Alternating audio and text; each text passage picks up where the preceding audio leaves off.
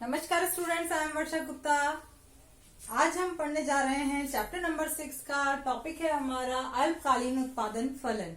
अल्पकालीन उत्पादन फलन क्या होता है, ये शॉर्ट रन को बताता है, यानी कि अल्पकाल के अंदर हम उत्पादन के बारे में क्या निर्णय लेते हैं।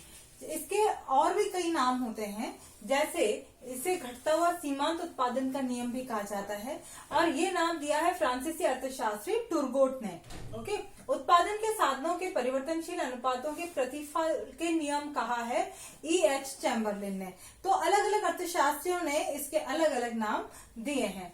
और होता क्या है ये अल्पकालीन उत्पादन फलन, क्योंकि अल्पकाल का समय बहुत ही कम समय होता है और इसमें उत्पादन के सभी साधनों में परिवर्तन करना संभव नहीं होता। इसलिए अल्पकाल में जब एक साधन को स्थिर रखकर दूसरे अन्य साधन को परिवर्तित करने पर साधनों के अनुपातों में परिवर्तन होता है, कि एक साधन को हम स्थिर रख रहे हैं, बाकी में परिवर्तन कर रहे हैं, तो उन दोनों का जो अनुपात है वो बदलता जा रहा है, और इस परिवर्तन के कारण ही इसको हम परिवर्तनशील अनुपातों का नियम भी कहते हैं। यानी अल्पकालीन उत्पादन फलन को परिवर्तनशील अनुपातों का नियम भी कहा जाता है। ओके, इसको एक एग्जाम्पल से हम समझ सकते हैं। जैसे हमने भूमि और श्रम दो साधन लिए हैं। अब एक साधन को हमने स्थिर मान लिया, किसको माना है? भूमि को हमने स्थिर मान लिया। जैसे 5 हेक्टेयर की मान लीजिए भूमि है जिस पर आप खेती करने जा रहे हो। अब आपने बिल्कुल भी उस पर श्रम नहीं लगाया तो वो क्या उत्पादन देगी? कुछ भी नहीं देगी, 0 देगी। अगर आपने 1 इकाई श्रम लगाया उसमें तो उत्पादन 2 हो गया, 2 इकाई लगाया 6 हो गया, 3 पर 12, 4 पर 18। अब देखिए यहाँ पर इंपॉर्टेंट बात यह है कि भूमि और श्रम इन दोनों के जो अनुपात हैं वो हर बार बदलते जा रहे हैं। जैसे पहली स्थिति में क्या था अनुपात इनका? 5:0। फिर उसके बाद में जब आपने 1 इकाई श्रम लगाया तो बढ़कर के हो गया 5:1। फिर जब 2 इकाई श्रम लगाया तो 5:2 हो गया। यानी ये जो अनुपात है ये हर बार क्या हो रहा है? बदलता जा रहा है, और इसके बदलने के कारण इस नियम का नाम क्या रखा है? परिवर्तनशील अनुपातों का नियम रखा गया है। ओके, अब इसके बाद आता है, इससे पहले वाले वीडियो में हमने पढ़ लिया था पैमाने के प्रतिफल। पैमाने के प्रतिफल और जो परिवर्तनशील अनुपातों का नियम है, जिसको कि हम खर्चे के प्रतिफल भी कहते हैं।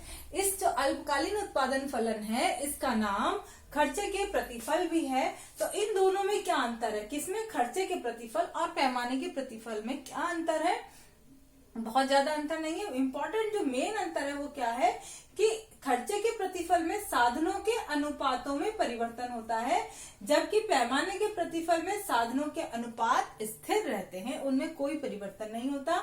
और ये जो नियम है वो अल्पकाल में प्रभावी होते हैं और ये दीर्घकाल में प्रभावी होते हैं। ओके, इसका हमारा लास्ट टॉपिक है उत्पादन फलन के विभिन्न प्रकार। कई तरह का उत्पादन फलन होता है, जैसे रेखीय समरूप उत्पादन फलन, कॉप डगलस का उत्पादन फलन, आधा प्रदा का उत्पादन फलन, स्थिर प्रतिस्थापन लोच का उत्पादन फलन।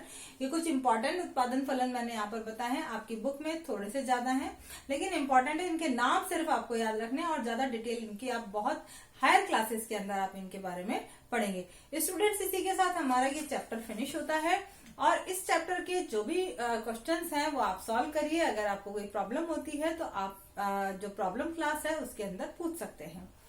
इसके बाद हम लोग रिवीजन क्लास स्टार्ट करेंगे। रिवीजन क्लास में सभी स्टूडेंट्स बहुत जरूर पार्टिसिपेट करें। चाहे आप क्वेश्चन पूछें चाहे न पूछें, लेकिन आपका पार्टिसिपेशन होना बहुत जरूरी है, क्योंकि इससे जो दूसरे बच्चे क्वेश्चंस पूछ रहे हैं उनके थ्रू भी आप टॉपिक्स को समझ सकते हैं। ओके स्टूडेंट्स, आज के इस वीडियो में इतना ही। Thank you and have a nice day.